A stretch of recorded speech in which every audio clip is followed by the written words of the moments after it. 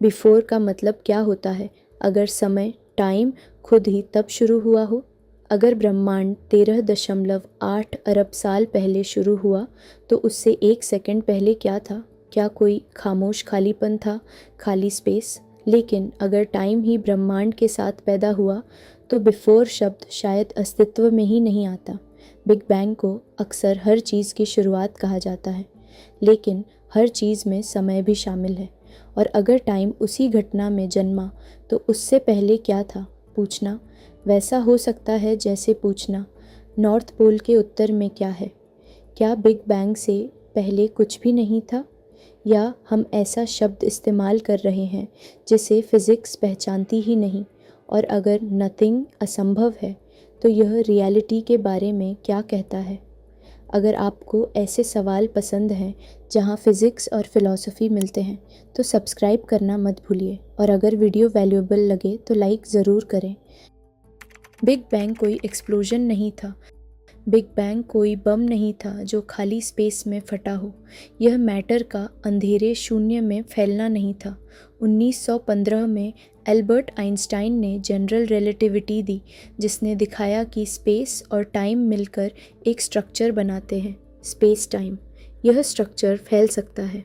1922 में Alexander Fridman ने Einstein की इक्वेशंस हल की और पाया कि यूनिवर्स एक्सपैंड कर सकता है। 1927 में जॉर्ज लेमेत्र ने प्राइमवल एटम का विचार दिया। 1929 में एडविन हबल ने देखा कि दूर की गैलेक्सीज हमसे दूर जा रही हैं, जितनी दूर उतनी तेज़। यह रिलेशनशिप हबल्स लॉ कहलाया। गैलेक्सियाँ खाली मंच पर नहीं दौड़ रही, मंच खुद फैल रहा है। अगर इस एक्सपेंशन को उल्टा करें तो सब कुछ एक अत्यंत गर्म और घने ओरिजिन की ओर जाता है, और गणित एक सिंगुलैरिटी की ओर इशारा करता है, अनंत डेंसिटी और टेम्परेचर का बिंदु। इन्फिनिटी अक्सर बताती है कि हमारी इक्वेशंस टूट गई हैं। क्या सिंगुलैरिटी सचमुच शुरुआत है या हमारी समझ की सीमा? जब समय खुद शुरू होता है हम समय को बहती नदी की तरह देखते हैं, लेकिन आइंस्टाइन के यूनिवर्स में टाइम और स्पेस अलग नहीं है। वे साथ मिलकर स्पेस टाइम बनाते हैं। अगर स्पेस टाइम 13.8 अरब साल पहले फैलना शुरू हुआ तो टाइम उससे पीछे नहीं जाता। जनरल रिलेटिविटी के अनुसार बिग बैंग सिर्फ मैटर का जन्म नहीं, कॉस्मिक क्लॉक की शुरुआत है। फिज़िक्स जिस सबसे शुरुआती पल का वर्णन कर सकती है उसे प्लांक टाइम कहते हैं, लगभग 10⁻³ सेकंड बाद। उससे पहले हमारे लॉज काम से नहीं करते।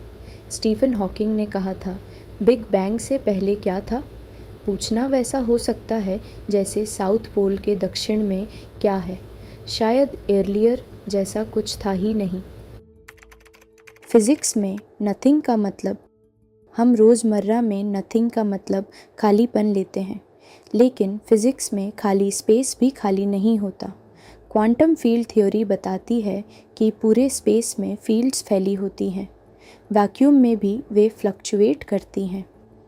हाइजेनबर्ग अनसर्टेनिटी प्रिंसिपल के कारण एनर्जी थोड़े समय के लिए प्रकट होकर गायब हो सकती है। इन फ्लक्चुएशन से वर्चुअल पार्टिकल्स बनते हैं। वे क्षण भर के लिए अस्तित्व में आते हैं और मिट जाते हैं। सर्न जैसे स्थानों पर प्रयोग दिखाते हैं कि वैक्यूम पूरी तरह शांत नहीं है।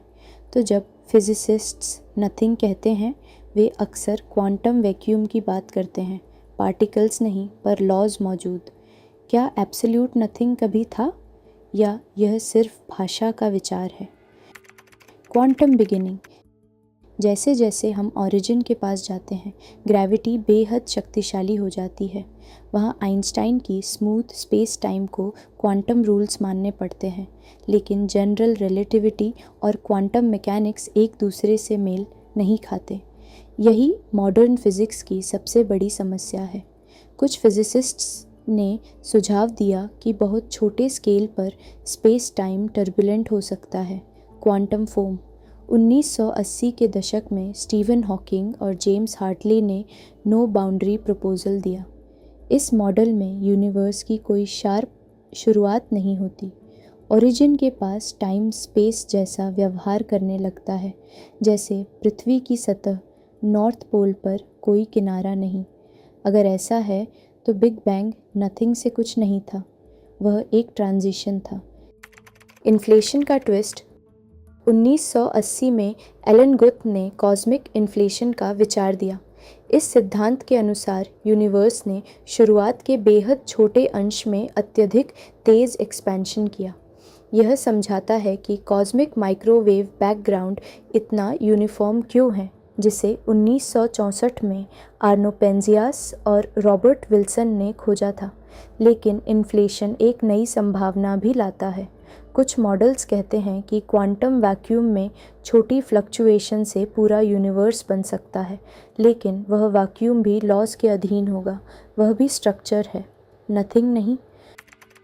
बिफोर की समस्या। बिफोर मानता है कि समय पीछे की ओर भी बहता है, लेकिन हो सकता है टाइम फंडामेंटल ही न हो। थर्मोडायनामिक्स में समय की दिशा एंट्रोपी से तय होती है। एंट्रोपी बढ़ती है, यही एरो ऑफ टाइम है। बिग बैंग के समय एंट्रोपी बहुत कम थी। यह अब भी एक गहरा रहस्य है। रॉजर पेनरोज ने कहा है कि यह कॉस्मोलॉजी की सबसे बड़ी पहेली में से एक है। अगर समय की दिशा एंट्रोपी से जुड़ी है तो बिग बैंग से पहले एयरलियर का अर्थ ही न हो। Bounce hypothesis. कुछ फिजिसिस्ट्स मानते हैं कि बिग बैंग असली शुरुआत नहीं था। लूप क्वांटम कॉस्मोलॉजी कहती है कि अत्यधिक डेंसिटी पर ग्रेविटी रिपल्सिव हो सकती है। शायद एक पिछला यूनिवर्स सिकुड़ा, फिर उछलकर एक्सपैंड हुआ, बिग बाउंस। इसमें सिंगुलैरिटी गायब हो जाती है।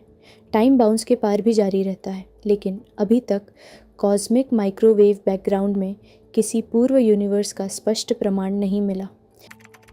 मल्टीवर्स संभावना। कुछ इन्फ्लेशन मॉडल्स कहते हैं कि एक्सपेंशन पूरी तरह कभी रुकता नहीं।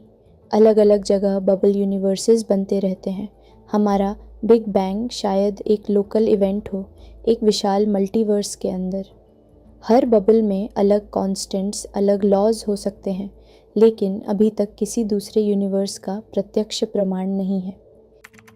एनर्जी का सवाल। 1970 के दशक में एडवर्ड ट्रायन ने सुझाव दिया कि यूनिवर्स की कुल एनर्जी शून्य हो सकती है। मैटर की पॉजिटिव एनर्जी और ग्रेविटी की नेगेटिव एनर्जी संतुलित हो सकती है, नेट टोटल ज़ीरो। बाद में अलेक्जेंडर विलेनकिन ने कहा कि यूनिवर्स क्वांटम टनलिंग से अस्तित्व में आ सकता है, लेकिन फिर भी लॉज की ज़रूरत होगी। ज़ीरो एनर्जी नॉन एग्जिस्टेंस नहीं है। तो क्या बिग बैंग से पहले कुछ भी नहीं था? मॉडर्न फिज़िक्स एब्सोल्यूट नथिंग की पुष्टि नहीं करती। वह मॉडल्स देती है, quantum fields, inflation, bounce, zero energy, universe. लेकिन ये सब स्ट्रक्चर हैं। शायद नथिंग का विचार ही फिज़िकली मीनिंगफुल नहीं है। शायद बिग बैंग हमारे ऑब्जर्वेबल हिस्ट्री की शुरुआत है, या किसी बड़े पैटर्न का एक चरण। उस सीमा के पार क्या है, यह अब भी अज्ञात है, और शायद सबसे ईमानदार जवाब यही है। यह नहीं कि कुछ भी नहीं था, बल्कि यह कि हम अभी भी समझ रहे हैं अस्तित्व का अर्थ क्या है।